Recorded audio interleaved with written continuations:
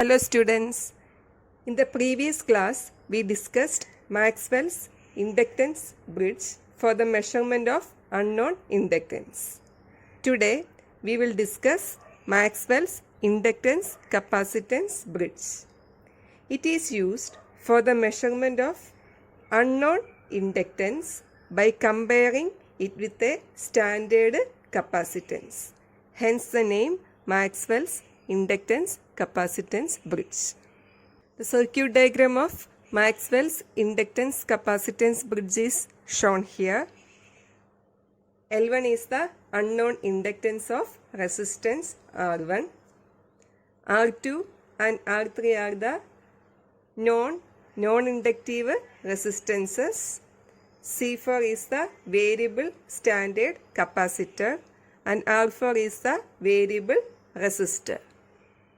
We know at balanced condition Z1, Z4 is equal to Z2, Z3. From the circuit diagram, Z1 is equal to R1 plus j omega L1. Z2 is equal to R2. Z3 is equal to R3 and Z4 is equal to R4 parallel 1 by j omega C4.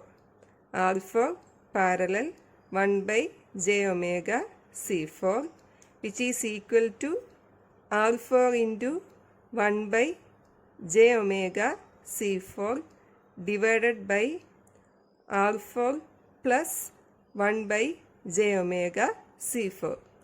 Substitute the values of Z1, Z2, Z3, Z4 in equation number 1. We get R1 plus j omega L1 into R4 by j omega C4 divided by j omega C4 R4 plus 1 divided by j omega C4, which is equal to R2 into R3.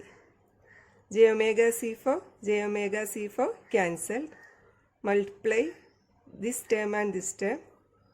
R1 plus j omega L1 into R4 is equal to R2 R3 into 1 plus j omega C4 R4.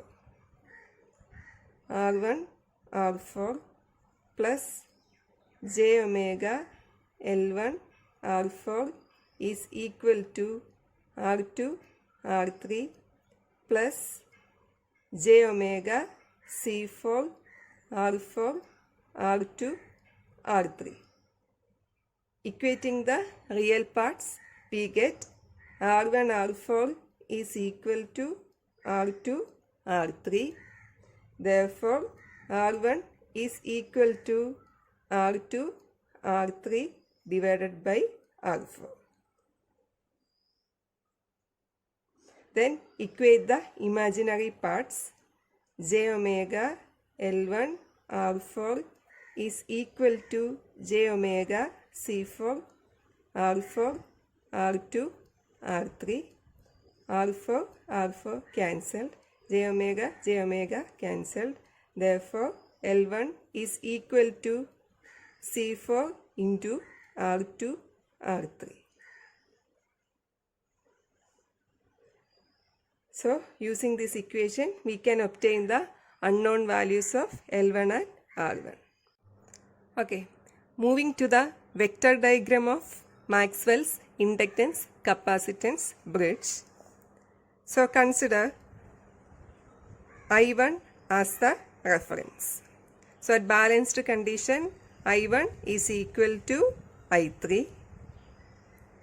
And from the circuit, it is clear that E1 is equal to vector sum of I1 R1 plus I1 X1. That is voltage drop in resistance plus voltage drop in inductance. So in case of a resistor, voltage and current are in phase. Therefore, I1 R1 is in phase with the current I1. And in case of an inductor, its voltage leads current by an angle 90 degree. Therefore, I1 X1 leads I1 by an angle 90 degree. So the vector sum of I1 R1 and I1 X1 is E1. And we know E1 is equal to E2. And also this one is I3. I3 in this branch only resistor is there. So its voltage and current are in phase. Therefore, E3 is in phase with the I3. And also E3 is equal to E4. Also we know the total voltage or supply voltage E is equal to vector sum of E3 plus E1 or vector sum of E2 plus E4. So we know the value of E1 and we know the vector of E3. Therefore, the vector sum of E1, E3, we get the total supply voltage E. So vector sum of, so draw a line parallel to this vector E3 and also draw a line parallel to this vector E1. So the vector sum of E1 and E3, we get the total supply voltage E. Okay, if you want to draw the vector I4, from the circuit it is clear that I4 is a vector sum of IR and IC. I4 is a vector sum of IR plus IC. So we know this one is E2. In E2 branch only resistor is there. So its voltage and current are in phase. Therefore, I2 is equal to I4. So, I4 is a vector sum of IR and IC. So, we know E4. So, the voltage across the resistor is E4.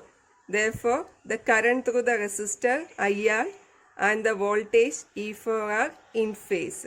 So this one is IR. And in case of a capacitor, current leads voltage by an angle 90 degree.